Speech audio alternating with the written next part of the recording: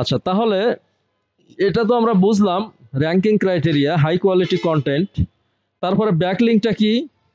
আচ্ছা, high quality content হতে গেলে কি কি থাকা লাগবে জান্নাতি বলো তো? হ্যাঁ, ভ্যালুয়েবল, হ্যাঁ, তারপর?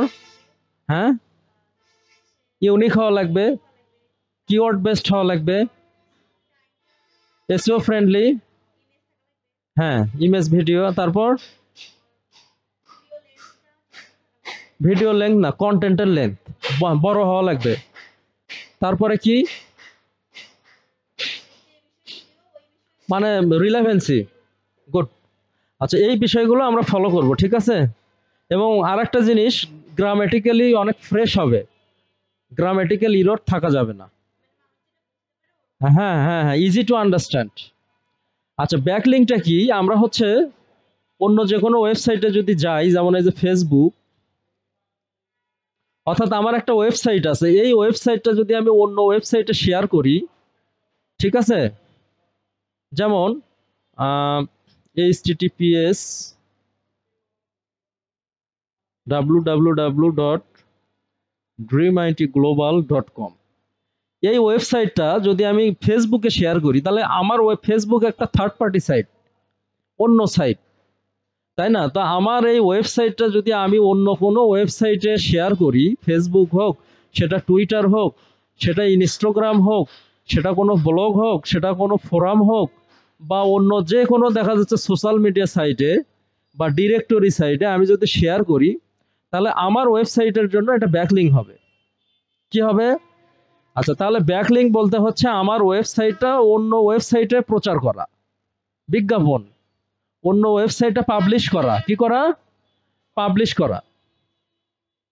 আচ্ছা, তাহলে এটা আমরা আরো ডিটেইলড আলোচনা করব যখন এই রিলেটেড ক্লাসে যাব। সামনের ক্লাসটা ইনশাআল্লাহ ব্যাকলিংক হবে। ওয়েবসাইটের স্পিডটা কি? আমি একটা ওয়েবসাইট লোড দিলাম, ঠিক আছে? সাপোজ এই ড্রিম আইটি গ্লোবাল, এটাতে লোড দিলাম, লোড দেওয়ার সঙ্গে সঙ্গে এটা 3 সেকেন্ডের মধ্যে লোড হওয়া উচিত, 2 থেকে 3 সেকেন্ড। যদি 2 থেকে 3 সেকেন্ডের বেশি লোড মানে স্পিড নেয় বা টাইম নেয়, তাহলে এটা র্যাঙ্কিং এ মানে ক্ষতি করবে। এটা র্যাঙ্কিং এ কি হবে? মানে লোড দেওয়ার সঙ্গে ওপেন হওয়া লাগবে, সাইটটা ফাস্ট হওয়া লাগবে, ঠিক আছে? দেখো আমার সাইটটা কিন্তু লোড দেওয়া মাত্রই ওপেন হচ্ছে, খুব কি সময় নিচ্ছে? লোড দেওয়া মাত্রই কি হচ্ছে? ওপেন হচ্ছে। তাহলে স্পিড হচ্ছে আমরা এমন ভাবে আমাদের সাইটটাকে বিল্ড করব যাতে আমাদের ওয়েবসাইটটা ফাস্ট হয়। কি হয়? ফাস্ট হয়। ক্লিয়ার? আচ্ছা, তারপরের পয়েন্টটা কি?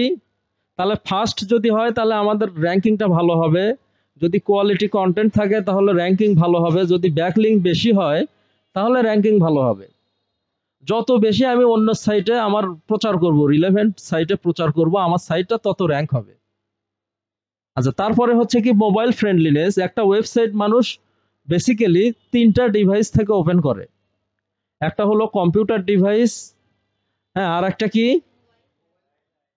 মোবাইল ডিভাইস, আর একটা ট্যাব ডিভাইস। হ্যাঁ, এখন মোবাইলে যখন আমি একটা ওয়েবসাইট ওপেন করব, তখন সাধারণত স্ক্রিনের ওয়াইট কমে যাবে, ওয়াইড এবং হাইট কমে যাবে, কমে গিয়ে এইরকম হবে।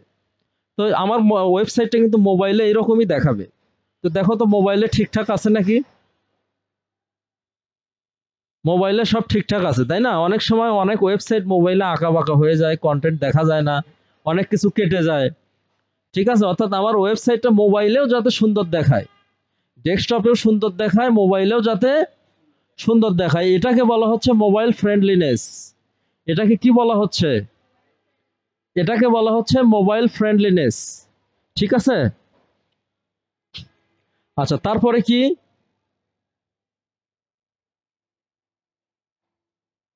Domain authority. ডোমেইন অথরিটি হচ্ছে আমার একটা ওয়েবসাইটে যদি ভিজিটর বেশি হয় বা ডোমেইনটা পুরাতন হয়, তাহলে ডোমেইন অথরিটি বেশি হবে। এই ডোমেইন অথরিটি বেশি হলে গুগল ওইটাকে র্যাঙ্কিং এর দিক থেকে আগায় রাখে। অর্থাৎ ওই ওয়েবসাইটের ভিজিটর বা দেখা যাচ্ছে যে ওই ওয়েবসাইটটা যদি বয়সটা পুরাতন হয়, তাহলে র্যাঙ্কিং এর দিক থেকে গুগল ওটাকে কি করে? আগায় রাখে। তারপরে হচ্ছে ইউজার এক্সপেরিয়েন্স।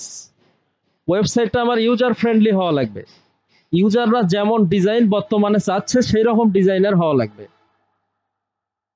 ঠিক আছে, সেই মানধাত্তার আমলের ব্রিটিশ আমলের ডিজাইন করা যাবে না। ক্লিয়ার? আচ্ছা, তারপরে হচ্ছে কিওয়ার্ড অপটিমাইজেশন। আমার ওয়েবসাইটটার মধ্যে কিওয়ার্ড থাকা লাগবে। কি থাকা লাগবে? কিওয়ার্ড থাকা লাগবে। টেকনিক্যাল এসইও ইস্যু মানে টেকনিক্যাল অনেক বিষয় আছে, যেমন আমার ইমেজ ভারী, বা আমার সিএসএস অনেক আছে যেগুলো মিনিফাই করা না, এইচটিএমএল গুলো মিনিফাই করা না, হ্যাঁ, এই ধরনের এইচটিটিপিএস ইস্যু, বা দেখা যাচ্ছে যে অতিরিক্ত জাভা স্ক্রিপ্ট এগুলো ব্যবহার করলে আমাদের ওয়েবসাইট স্লো হয়। কি হয়? স্লো হয়। তখন আমাদের টেকনিক্যাল এসইও করে ওগুলো ঠিক করতে হয়। ঠিক আছে?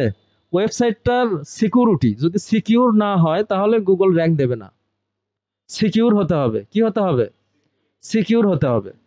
তারপরে কি ইন্টারনাল লিঙ্ক। ইন্টারনাল লিঙ্কটা হচ্ছে কি, যেমন এই যে আমার পেজে এটা একটা ইন্টারনাল লিঙ্ক, তারপরে এটা একটা ইন্টারনাল লিঙ্ক, অর্থাৎ আমার এই পেজ থেকে অন্য পেজে লিঙ্ক করা, এটাকে বলা হচ্ছে আমারই ওয়েবসাইটের অন্য আর একটা পেজ। দেখো এই যে লার্ন মোরে যখন ক্লিক দিচ্ছি আমার ওয়েবসাইটেরই অন্য একটা পেজ ওপেন হচ্ছে, তাই না? অর্থাৎ এক পেজ থেকে আর এক পেজে নিয়ে যাওয়া, লিঙ্ক করা, এটাকে বলা হচ্ছে ইন্টারলিঙ্ক। তাহলে মোটামুটি এই জিনিসগুলো যদি আমরা করি তাহলে আমাদের ওয়েবসাইটটা ফার্স্ট পেজে নিয়ে আসা যাবে। এগুলোকে বলা হচ্ছে র্যাঙ্কিং এর সাবজেক্ট। র্যাঙ্কিং এর কি? সাবজেক্ট। ঠিক আছে, তাই এগুলো মোটামুটি আমরা স্টেপ বাই স্টেপ শেখার চেষ্টা করব। তারপরে এসইও থেকে এসইও মোটামুটি শেষ হয়ে যাবে, তারপরে আর এক চ্যাপ্টারে যাব। ঠিক আছে, আজকে ছুটি।